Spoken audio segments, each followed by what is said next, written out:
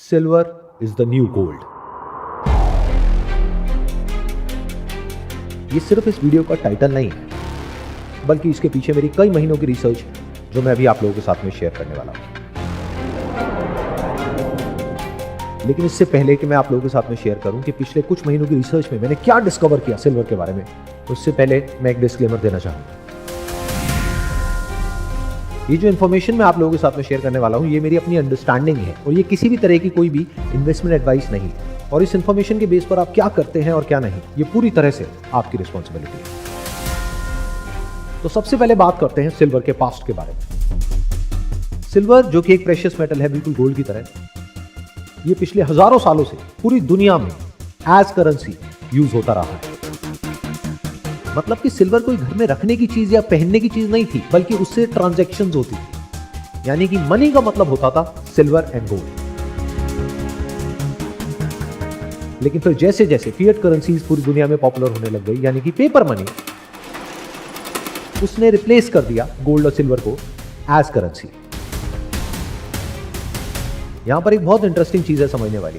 Historically पिछले हजारों सालों में गोल्ड और सिल्वर के बीच का जो रेशियो था, दैट वाज बिटवीन 10 to 20। यानी कि अगर आप सोने को चांदी से एक्सचेंज करें तो 1 ग्राम सोने के बदले में आपको 10 से 20 ग्राम चांदी मिला करती थी। लेकिन जब फिएट करेंसीज पूरी तरह से पूरी दुनिया में आ गई और गोल्ड और सिल्वर का यूज एज करेंसी पूरी तरह से बंद हो गया, तो ये जो रेशियो थी बिटवीन गोल्ड एंड सिल्वर, ये बढ़ करके हो गई 50 to 60 टाइम्स। और अगर आज की डेट की बात करी जाए, यानी कि नवंबर 2025, तो ये रेशियो है 80 टाइम्स।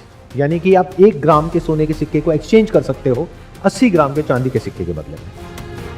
अब यहां पर एक बहुत ही इंटरेस्टिंग चीज है समझने वाली कि गोल्ड और सिल्वर के बीच में प्राइस का जो डिफरेंस है वो है अराउंड 80 टाइम्स, लेकिन जो सप्लाई है उसमें डिफरेंस है 10 टाइम्स। यानी कि जो अबव ग्राउंड सिल्वर अवेलेबल है वो गोल्ड से सिर्फ 10 गुना ज्यादा है, लेकिन प्राइस 80 गुना ज्यादा है। तो जब मैंने देखा तब मैंने अपने आप से क्वेश्चन पूछा कि इतना बड़ा डिफरेंस क्यों है, उसके पीछे क्या रीजन है। उसकी 2 वजह हो सकती है। एक कि गोल्ड ओवर वैल्यूड है, दूसरा सिल्वर की डिमांड कम है। लेकिन जब मैंने डीपली रिसर्च किया तो मुझे पता लगा ये दोनों ही रीजंस वैलिड नहीं है। मतलब कि ना तो गोल्ड ओवर वैल्यूड है। क्यों? क्योंकि गोल्ड की वैल्यू नहीं बदलती है, जो करेंसीज हैं उनकी वैल्यू बदलती है बिकॉज ऑफ इन्फ्लेशन। इन्फ्लेशन की वजह से जब फिएट करेंसी की वैल्यू टूटती है तो गोल्ड की वैल्यू बढ़ती है। तो ऐसा लगता है कि गोल्ड की वैल्यू बढ़ रही है, लेकिन एक्चुअल में वो करेंसी की वैल्यू घट रही है। तो जब गोल्ड ओवर वैल्यू नहीं है तो इसका मतलब ये है कि सिल्वर की डिमांड कम होगी गोल्ड से कंपैरेटिवली। लेकिन ये भी सच नहीं है। In fact silver is in structural deficit since last few years. इस वजह से पिछले कुछ सालों से पूरे वर्ल्ड में सिल्वर की जो डिमांड है वो सप्लाई से बहुत ज्यादा है। मतलब कि सिल्वर की डिमांड तो बहुत तेजी से बढ़ रही है, लेकिन सप्लाई कैचअप नहीं कर पा रही है। तो पिछले कुछ सालों में ऐसा क्या हो गया जो पिछले 100 सालों में नहीं हुआ? उसके पीछे रीजन ये है कि सिल्वर अब सिर्फ एक प्रेशियस मेटल नहीं है गोल्ड की तरह, बल्कि वो एक इंडस्ट्रियल मेटल है।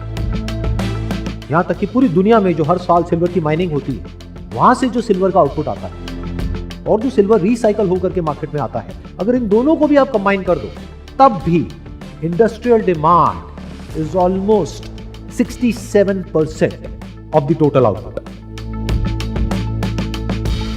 और ये जो इंडस्ट्रियल डिमांड है ये पिछले कुछ सालों से कम नहीं हो रही है, बल्कि बढ़ती चली जा रही है। उसके पीछे रीजन है सिल्वर की exceptional electrical and thermal conductivity, which is unlike any other cheaper metal. तो सिल्वर का यूज सिर्फ वहां तक सीमित नहीं है जहां तक कि हम लोगों के दिमाग में बैठा हुआ है। मतलब क्या? चांदी के बर्तन, चांदी की मूर्तियां, चांदी के सिक्के और चांदी के गहने।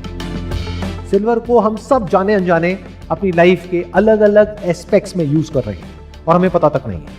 यानी कि अगर आप एक इलेक्ट्रिक व्हीकल ड्राइव कर रहे हैं तो क्या आपको पता है कि उसमें 25 से 50 ग्राम तक सिल्वर है? आपके घर या ऑफिस की छत पर या उसके आसपास में जो सोलर पैनल्स लगे हुए हैं उसमें भी सिल्वर यूज हो रहा है। इसके अलावा ऐसे बहुत सारे इलेक्ट्रॉनिक आइटम्स हैं जहां पर सिल्वर का यूज होता है, लेकिन हम लोगों को पता तक नहीं है। और अभी जो पूरी दुनिया में एक वेव चल रही है आर्टिफिशियल इंटेलिजेंस की, तो उसके जो डेटा सेंटर्स हैं वहां पर भी सिल्वर का यूज हो रहा है। और ये सिर्फ कुछ इंडस्ट्रीज हैं जिसके बारे में मैंने आप लोगों को बताया है। इसके अलावा बहुत सारी इंडस्ट्रीज ऐसी हैं जहां पे सिल्वर को रिप्लेस करना with some other metal is next to impossible. तो अब सवाल उठता है कि जब सिल्वर की डिमांड इतनी तेजी से ऊपर उठ रही है तो क्या उसकी सप्लाई को भी उतनी ही तेजी से बढ़ाया जा सकता है? इसका जवाब है नहीं, क्योंकि सिल्वर की माइनिंग में और गोल्ड की माइनिंग में बहुत डिफरेंस है। Majority of silver that comes out of ground comes as a by product. इसका मतलब कि माइनिंग होती है किसी और मेटल की, फॉर एग्जांपल कॉपर की, जिंक की, और उसके साथ में सिल्वर को एक्सट्रैक्ट किया जाता है। इसके अलावा वो सिल्वर जो कि इलेक्ट्रॉनिक्स में यूज हो गया है उसको रिकवर करना इज नॉट दैट इजी। तो अगर सिल्वर की डिमांड बढ़ गई और एकदम से सप्लाई को बढ़ाना है तो ऑप्शन क्या है? वो सिल्वर जो अलग अलग इंडस्ट्रीज में यूज हुआ उसको एक्सट्रैक्ट किया जाए, उसको रिसाइकल किया जाए। लेकिन वो ज्यादातर पेस्ट के फॉर्म में यूज होता है और उसको रिसाइकल करना is easier said than done. अब जब सिल्वर की सप्लाई कांस्टेंट है लेकिन डिमांड बढ़ती चली जा रही है, इसी वजह से सिल्वर के जो प्राइसेस हैं वो बढ़ रहे हैं। But it is not a local phenomena, it is a global phenomena. तो चाहे वो इंडस्ट्रियल पर्पसेस के लिए सिल्वर की डिमांड हो या इन्वेस्टमेंट पर्पसेस के लिए हो, दोनों ही तरह की डिमांड बढ़ रही है। स्पेशली विद सिल्वर ETFs, जिसके बारे में आप लोगों ने सुना होगा। अगर नहीं तो आप गूगल कर सकते हैं और समझ सकते हैं कि वो क्या है और किस तरीके से काम करता है। हैविंग सेड दैट, सिल्वर के प्राइसेस आने वाले टाइम में ऊपर जाएंगे या नीचे जाएंगे, इसको प्रेडिक्ट करना इज नेक्स्ट टू इम्पॉसिबल। मैं सिर्फ अपनी जो अंडरस्टैंडिंग है वो आप लोगों के साथ में शेयर कर रहा हूं और ये किसी भी तरह की कोई इन्वेस्टमेंट एडवाइस नहीं है। Wish you all the best. Thank you so much.